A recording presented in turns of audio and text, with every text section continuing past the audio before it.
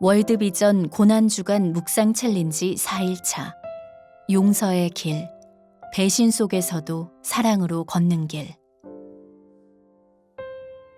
마태복음 26장 14절로 16절.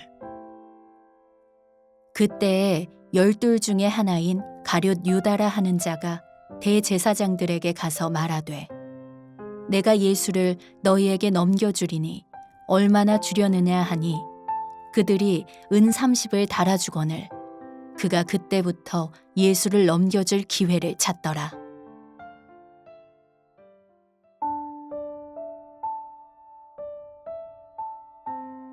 은혜의 초대, 혼돈의 시대, 상처받은 마음과 내면의 치유. 불확실한 현실 속에서 내면을 들여다보며 오늘날 우리는 경제적 불안정, 사회적 갈등, 그리고 개인의 야망이 혼재하는 복잡한 현실 속에서 살아갑니다. 사람들은 각자의 자리에서 살아남기 위해 치열하게 경쟁하고, 때로는 서로의 마음을 헤아리지 못한 채 상처를 주고받습니다. 눈에 보이는 성공의 척도에만 집중하는 사회 속에서 한때 내면 깊은 곳에서 우러나던 인간적 따뜻함과 신뢰는 점차 사라지고, 배신과 불신이 우리의 삶 곳곳에 스며들고 있습니다. 이러한 현실은 단순한 외적 사건에 그치지 않고 우리 내면의 평화와 진정한 가치의 기반을 흔들어 놓습니다. 상처와 배신이 남긴 자리는 깊은 회의감과 고독, 그리고 실망으로 이어지며, 우리는 스스로 내가 누구인가, 어떻게 치유될 수 있을까? 라는 근본적인 질문을 던지게 됩니다.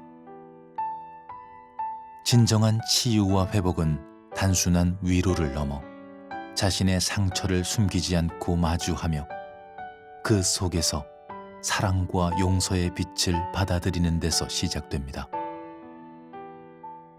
마태복음 26장 14절로 16절의 기록은 인간의 욕망과 불완전함, 그리고 때때로 불가피하게 마주하는 배신의 어두운 면을 생생하게 보여줍니다. 그러나 그 안에는 단순한 슬픔을 넘어 상처받은 마음이 회복의 길로 나아갈 수 있는 용서와 치유의 메시지가 담겨 있습니다. 우리가 내면의 상처를 직시하고 그 아픔 속에서 새로운 사랑의 씨앗을 심기 위해 용기를 낼 때, 우리 삶은 더욱 풍요롭고 의미 있는 방향으로 변화할 수 있습니다. 이 묵상의 시간에 여러분은 스스로에게 묻습니다. 내가 겪은 배신의 상처는 내 삶에 어떤 깊은 영향을 미치고 있는가? 나는 그 아픔을 딛고 내면의 평화를 회복할 준비가 되어 있는가? 이 질문들이 단순한 철학적 사색을 넘어서 각자가 자신의 상처를 진솔하게 마주하고 치유와 회복의 여정을 시작하는 귀한 출발점이 되기를 소망합니다. 진리의 깨달음, 마태복음 26장 14절로 16절을 중심으로 한 깊은 성찰과 도전. 내가 예수를 너희에게 넘겨주리니 얼마나 주려느냐. 마태복음 26장 15절. 이 한 구절에는 인간 본연의 욕심과 불완전함, 그리고 때로는 우리 모두가 놓치기 쉬운 내면의 갈등과 어둠이 고스란히 담겨 있습니다. 유다는 예수님의 가르침을 배신함으로써 자신의 내면 깊은 곳에 자리한 탐욕과 허영, 그리고 두려움을 드러내 보였습니다. 한때 믿음의 동반자였던 유다는 자신의 욕심에 굴복하여 신뢰와 사랑을 버리고 가까운 이를 배반하는 선택을 하게 됩니다. 은 30이라는 비교적 적은 대가에 자신의 신념과 신뢰를 배반한 그 행위는 우리에게 물질적 이익이나 개인적 성공의 눈이 멀어 진정한 가치를 잃어버릴 수 있음을 경고합니다. 현실 사회에서도 때때로 우리는 눈앞의 이익에 매몰되어 인간관계의 본질적인 신뢰를 저버리게 됩니다. 배신은 단순히 한순간의 실수가 아니라 내면 깊숙이 남아 시간이 지나도 치유되지 않는 아픔으로 자리 잡습니다.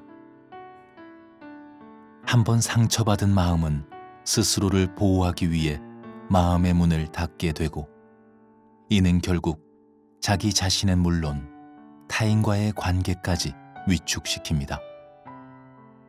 우리가 누군가에게 받은 배신의 상처는 단순한 감정의 아픔이 아니라 우리 존재의 근본적인 신뢰 체계를 흔들어 놓으며 깊은 내적 고통으로 이어집니다.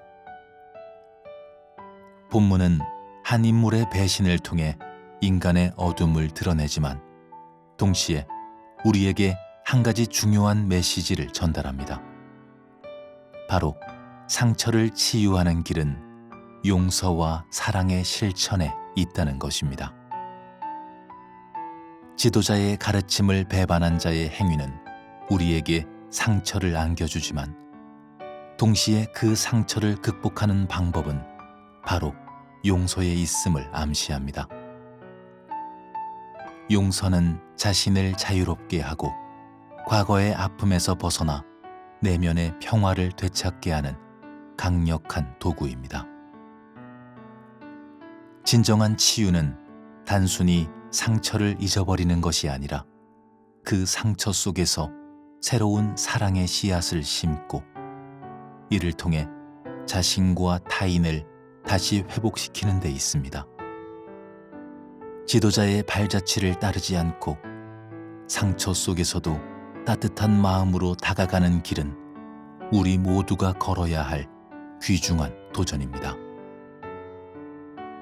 예수님의 생애는 배신과 오해, 인간의 연약함 속에서도 용서와 사랑, 섬김이 어떻게 실천되어야 하는지를 보여줍니다. 예수님은 말뿐만 아니라 구체적인 행동으로 상처받은 이웃을 치유하며 하나님의 은혜와 자비를 전하셨습니다. 그는 모든 어려움과 시련 속에서 하나님 아버지의 뜻을 이루기 위해 스스로를 희생하셨고 그 고난을 통해 인류의 죄를 대신하여 진정한 치유와 구원의 길을 열어주셨습니다. 예수님의 헌신적인 삶은 우리에게 매일의 작은 선택과 행동 속에서 사람과 섬김을 실천하라는 도전의 메시지를 전달합니다.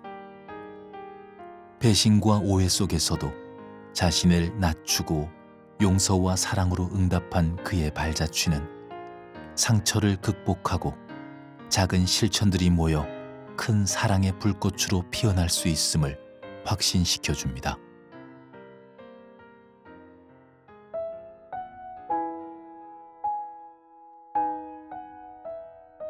더 깊은 묵상, 진정한 용서의 길, 배신 속에서도 사랑과 섬김으로 걷는 길.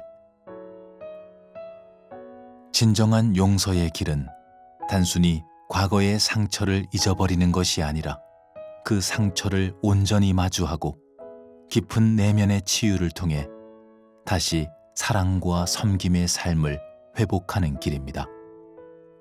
이 길은 우리에게 다음과 같은 가르침을 줍니다. 용서를 통해 우리는 과거의 아픔에 매이지 않고 내면의 족쇄를 끊어내며 새로운 시작을 맞이할 수 있습니다. 용서는 우리 스스로에게 주는 최고의 선물이자 마음의 평화를 되찾는 열쇠입니다. 용서를 선택하는 순간 우리는 자신에게 힘과 용기를 선사합니다. 이는 약함이 아니라 오히려 내면의 강인함을 드러내는 표현이며 배신의 상처를 넘어 진정한 자신을 회복하는 길입니다. 상처를 치유하는 과정은 단순한 무관심이나 잊어버림이 아니라 그 자리에 다시 사랑의 씨앗을 심는 일입니다.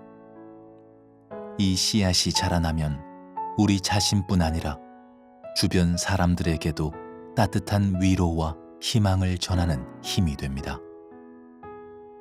용서와 함께 타인을 섬기는 삶은 우리 내면의 변화가 외부로 드러나는 가장 강력한 증거입니다. 작은 친절의 행동, 누군가의 아픔에 다가가는 한마디가 모여 궁극적으로는 공동체 전체에 하나님의 나라가 임하는 생생한 증거가 됩니다. 생명의 변화, 용서의 길 위에서 새롭게 피어나는 사랑과 치유. 배신과 상처의 깊은 어둠 속에서도 한 기록 속에 담긴 진실한 용서와 사랑의 메시지는 우리에게 큰 도전이자 희망의 빛을 전해줍니다. 우리는 때때로 상처받은 마음 때문에 자신을 보호하기 위해 벽을 쌓지만 진정한 용서의 길은 그 벽을 허물고 내면의 평화와 치유를 회복하는 길임을 깨닫게 됩니다. 한때 깊은 상처 속에서도 타인을 섬기며 사랑과 헌신을 실천한 모범은 결국 우리 모두가 상처를 딛고 일어설 수 있는 용기와 힘을 부여합니다.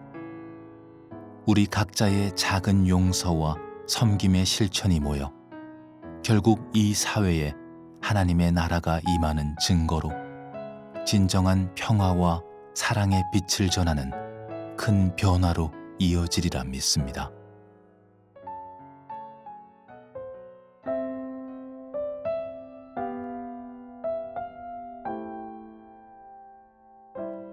용서의 길 위에서 살아가게 하소서. 사랑의 하나님, 오늘 말씀을 통해 내면 깊은 곳에 자리한 배신의 상처와 아픔을 주님 앞에 내려놓습니다. 내가 겪은 모든 배신과 실망 속에서도 주님의 용서와 사랑이 내 마음 깊은 곳에 뿌리내릴 수 있도록 도와주소서. 내 영혼을 치유하시고 받은 상처들을 주님의 빛으로 변화시켜 주시며 한 선교사의 헌신적 삶처럼 어려움 속에서도 타인을 섬기며 진실한 사랑을 실천할 수 있는 힘과 용기를 내게 부어주소서. 주님, 내게 내면의 평화와 치유의 은혜를 내려주시어 내 삶 속에서 용서의 길을 걸으며 주님의 본을 따르는 참된 신앙인으로 살아가게 하시고 나의 작은 실천들이 이 세상에 하나님의 나라가 임하는 증거로 빛나게 하소서. 주님의 사랑으로 내 마음을 감싸주시고 우리 모두가 상처를 극복하며 서로를 격려하는 삶을 통해 진정한 평화와 사랑의 빛을 이 땅에 전하는 축복의 도구가 되게 하시기를 간구합니다. 우리 주 예수 그리스도의 이름으로 기도합니다. 아멘.